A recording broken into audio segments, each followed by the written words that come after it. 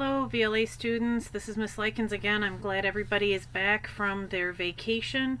We're ready to get going and get prepared for the next school year.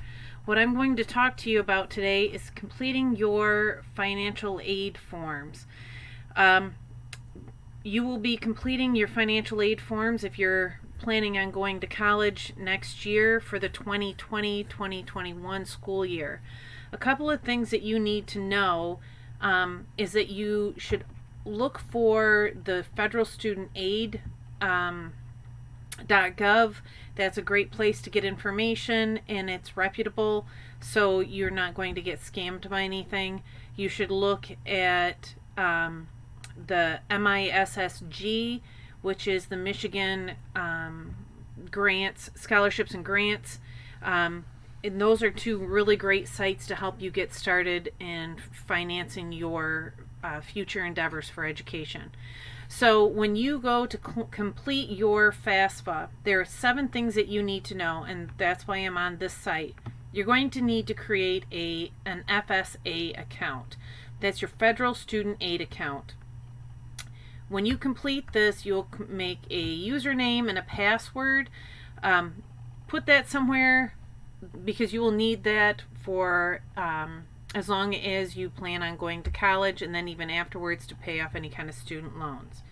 So you will need to complete a federal student aid ID and account before you complete your FAFSA. The next thing you need to have handy is a social security number. Know where your social security number is. Make sure it's correct. Make sure that it's you and not somebody else, and then when you put that information into your FAFSA, make sure that it's the correct number that you're putting in. Make sure you have your driver's license number. If you do not have a driver's license, it's not a big deal. If you have one, make sure that you add that. Make sure that you have access to your 2018 tax records, whether you've completed them or your parents have completed them. You cannot use your 2019. And I know that this year has been really wonky with COVID, but for the 2020-2021 school year, you will need your 2018 tax records. And a lot of times you can get those directly transferred over from the IRS, but you need to make sure you have the correct information for that. The next thing is if you have any untaxed income. So if your parents receive any child support or interest or veterans non-education benefits, or any other kind of funding that is not taxed, you'll need to have that available to you, as long as it pertains to you and your parent.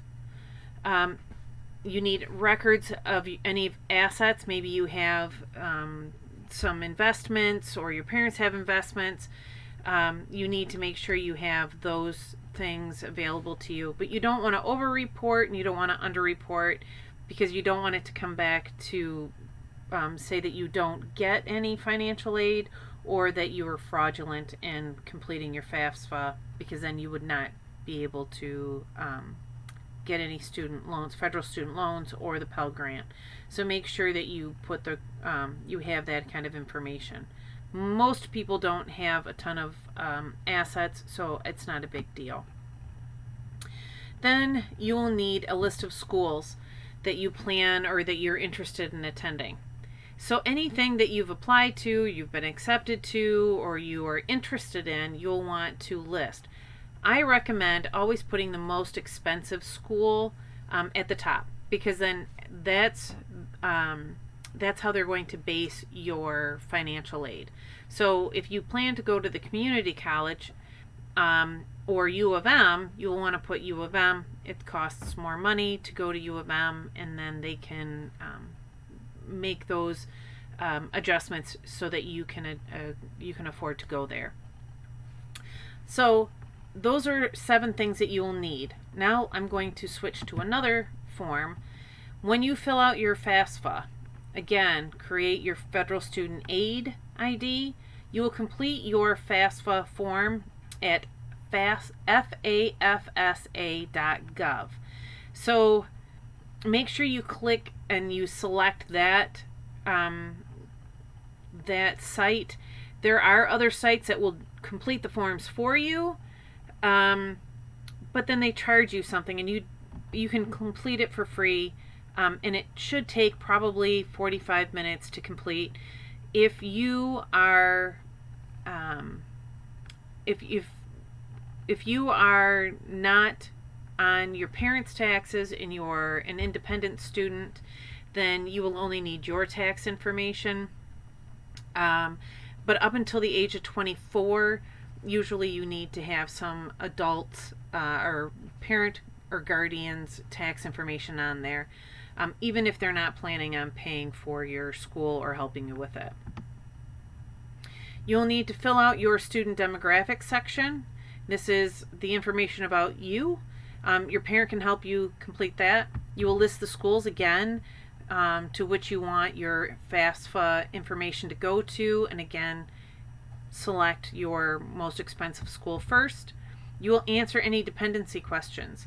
This is a series of questions that specify whether or not you or you are required to provide parental information on the form.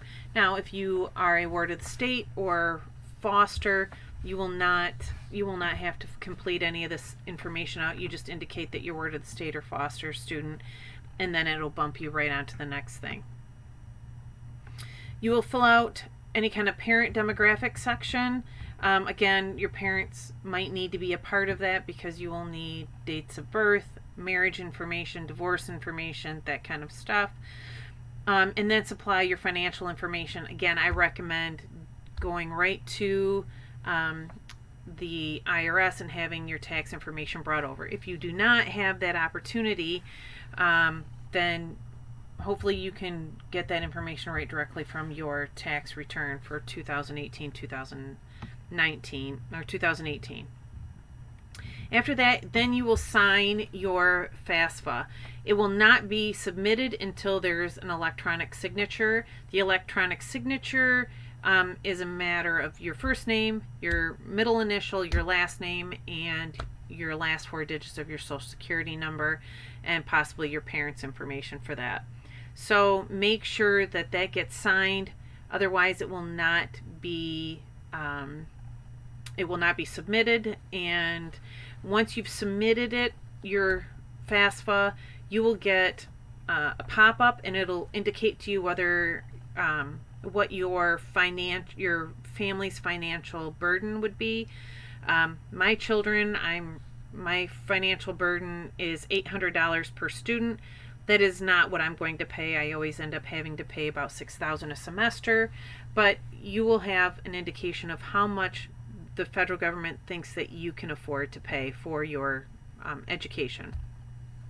Once you've completed FAFSA, please consider going to the MISSG site, which is down here at the bottom. And there are scholarships, and this is where you can complete your TIP application. We received great news today. You have until August 2021 after you graduate to complete the TIP application and still be eligible and receive that money. If you're interested in TIP, hang out for the next video, which is next week's, and I will give you more information about TIP. So FAFSA, it's time to start thinking about that and start preparing. And you still have time if you plan on going to college in the fall or in the winter of this next school year.